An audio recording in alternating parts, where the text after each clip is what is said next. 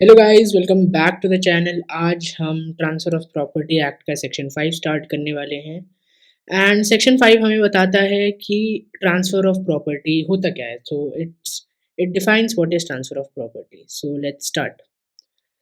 सो हम पहले बैराक पढ़ेंगे, इसके बाद समझने की कोशिश करेंगे कि ये सेक्शन कहना क्या चाहता है।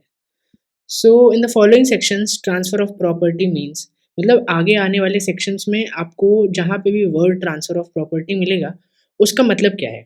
उसका मतलब है कि एन एक्ट, एक एक्ट है, ठीक है।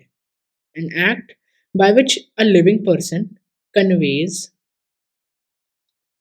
प्रॉपर्टी इन प्रेजेंट और in future to one or more living person or to himself or it himself and one or more other living persons, and to transfer property is to transfer such act. अब आपको ये definition बहुत ज़्यादा complex लग रही होगी, but इसको मैंने आगे तोड़ दिया है कुछ कुछ एसेंशियल्स में, ठीक है। 6-7 एसेंशियल्स हैं, उसको आप समझ लेंगे तो आपको ये डेफिनेशन पूरी समझ आ जाएगी and then you will be able to understand कि ट्रांसफ़र ऑफ प्रॉपर्टी असल में होता क्या है। तो उससे पहले हम लिविंग पर्सन समझेंगे क्या होता है, ठीक है।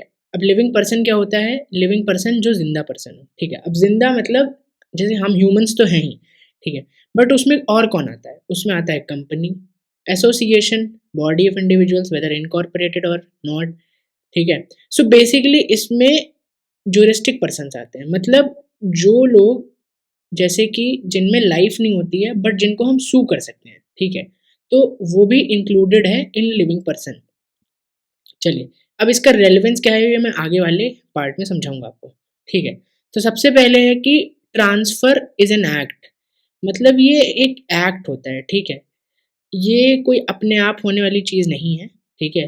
तो इसमें एक एक्ट इन्वॉल्व होता है जो कि होता है in by which property is transferred. सबसे पहले जैसे यहाँ पे लिखा था मीन्स एन एक्ट, तो ट्रांसफर इज एन एक्ट।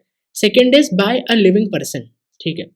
जो पर्सन प्रॉपर्टी ट्रांसफ़र करता है उसको हम ट्रांसफरर कहते हैं, ये याद रखिएगा, आगे मैं फिर से नहीं समझाने वाला हूँ। इसका मतलब है ट्रांसफरर मतलब जो अपनी प्रॉपर्टी ट्रांसफ़र करता है must be a living and a competent person, ठीक है। तो जो ट्रांसफरर है वो लिविंग होना चाहिए, मतलब जिंदा इंसान होना चाहिए या फिर जुरिस्टिक पर्सन होना चाहिए, इनमें से, ठीक है।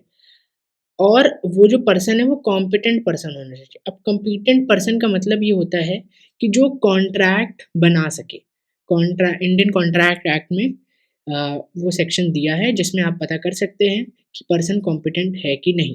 आई थिंक सो वो सेक्शन 11 है। I just want you guys to go and check it, ठीक है।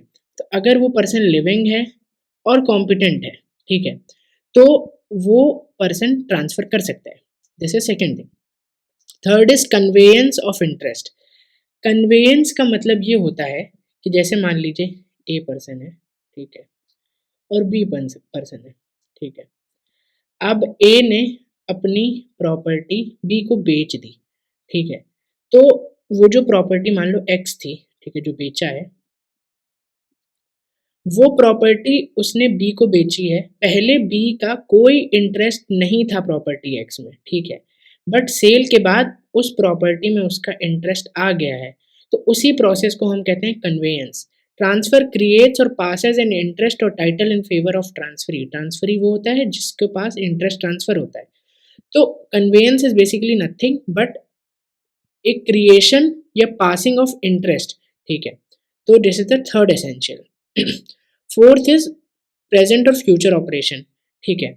अब जैसे ए ने बी को प्रॉपर्टी दी, तो अब वो जो सेल डीड होगी उसमें वो ये कह सकता है कि आज की तारीख है, मान लीजिए 1 जून, ठीक है। आज की तारीख से ही ये ट्रांसफ़र जो हुआ है ये स्टार्ट हो जाएगा, ये ऑपरेट करने लगेगा, या तो 1 जुलाई से करेगा, ठीक है। तो ट्रांसफ़र ऑफ प्रॉपर्टी प्रेजेंट भी हो सकता है कि तुरंत हो या तो फ्यूचर में हो, ठीक है। So this is the fourth thing. अब आप बैरैक्ट पढ़ेंगे तो उसमें जब आप एक साथ पढ़ेंगे तो आपको लगेगा प्रेजेंट और फ्यूचर प्रॉपर्टी की बात कर रहा है, मतलब इस वर्ड से रिलेटेड ये प्रेजेंट और फ्यूचर है, बट नहीं, ये असल में डील करता है वर्ड कन्वेयंस से। जो प्रेजेंट और फ्यूचर मेंशन्ड है, this is in reference with the word conveyance. और ये हमें Jugal Kishore versus raw cotton company limited में सुप्रीम कोर्ट ने बताया था कि द वर्ड्स इन प्रेजेंट और in future qualify the transfer, जो कि कन्वेंस है, नॉट द प्रॉपर्टी इटसेल्फ। क्योंकि अगर प्रॉपर्टी जो है, ठीक है, वो फ्यूचर प्रॉपर्टी होगी तो उसका ट्रांसफर नहीं हो सकता है। क्योंकि फ्यूचर प्रॉपर्टी है, मेरे को पता नहीं है कि प्रॉपर्टी एग्जिस्ट करती है कि नहीं करती है, तो मैं उसको ट्रांसफर कैसे करूँगा। सो इस केस में ये जो वर्ड है प्रेजेंट और इन फ्यूचर, ठीक है, दिस रिलेट्स टू कन्वेंस, ना कि आपका प्रॉपर्टी। ठीक है, प्रॉपर्टी मस्ट ऑलवेज एग्जिस्ट, ये आगे मेंशन है। ठीक है, एग्जिस्टिंग प्रॉपर्टी, ठीक है, इसमें प्रॉपर्टी बोथ मूवेबल इमूवेबल है, बट फ्यूचर या नॉन एग्जिस्टेंट प्रॉपर्टी का ट्रांसफर नहीं हो सकता है। ठीक है, अब इसके बाद है, ये जो ट्रांसफर हो रहा है वो किसी और लिविंग पर्सन को होना चाहिए, that is transferring must be an existing person. जरूरी नहीं है कि वो कंपीटेंट हो। ठीक है, मतलब एग्जिस्टिंग पर्सन होना चाहिए जो ट्रांसफरी है। मतलब जैसे इसमें ये बी है, ये पर्सन एग्जिस्ट कर रहा है, ठीक है, और ये भी एक लिविंग पर्सन की डेफिनेशन में आएगा। मतलब कि जिंदा इंसान हो और या कोई कंपनी एसोसिएशन कोई भी हो सकता है। ठीक है, तो this is the sixth point कि to another living person. And last is or to himself. अब ये आपने देखा होगा यहाँ पे लिखा है to himself. You must be thinking कि कोई खुद को ही प्रॉपर्टी ट्रांसफर कैसे कर सकता है। अब इसका एक एग्जाम्पल है, मान लीजिए ए है, ठीक है, और ए ही है, ठीक है, ए ने ए को ट्रांसफर कर दिया बट अलग अलग कैपेसिटी में। ठीक है, यहाँ पे वो एक मान लीजिए ओनर है, ठीक है, एक्स प्रॉपर्टी का, और यहाँ पे ये एक ट्रस्टी है। ठीक है, ट्रस्टी बेसिकली कुछ नहीं होता है, जो मतलब एक प्रॉपर्टी को होल्ड करता है एज अ ट्रस्टी। मतलब किसी ने अपनी प्रॉपर्टी किसी को दे दी कि आप उसका ध्यान रखिएगा, तो वो ट्रस्टी हो गया। ठीक है, तो अब ए एज अ पर्सन जो कि ओनर था एक कैपेसिटी में, इसमें वो ओनर की कैपेसिटी में है, उसने एक्स प्रॉपर्टी अपने आप को ही ट्रांसफर कर दी in the capacity of trustee. तो वो खुद को ही ट्रांसफर कर रहा है but in different capacity.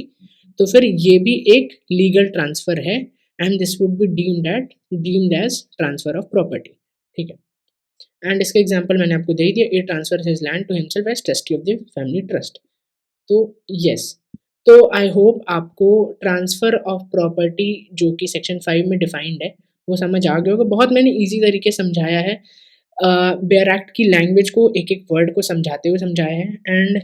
And this is it for the video. And अगर आपको इस सेक्शन से रिलेटेड या पहले जो भी पढ़ा है उससे रिलेटेड कोई भी डाउट हो तो please ask in the comment section, I will try to answer it. And in the next video हम सेक्शन 6 पढ़ेंगे जो कि बहुत ज़्यादा इंपॉर्टेंट सेक्शन है, so don't miss it. So thank you guys for watching. I hope you like the video and subscribe the channel and share it with your friends. Thank you. Bye bye.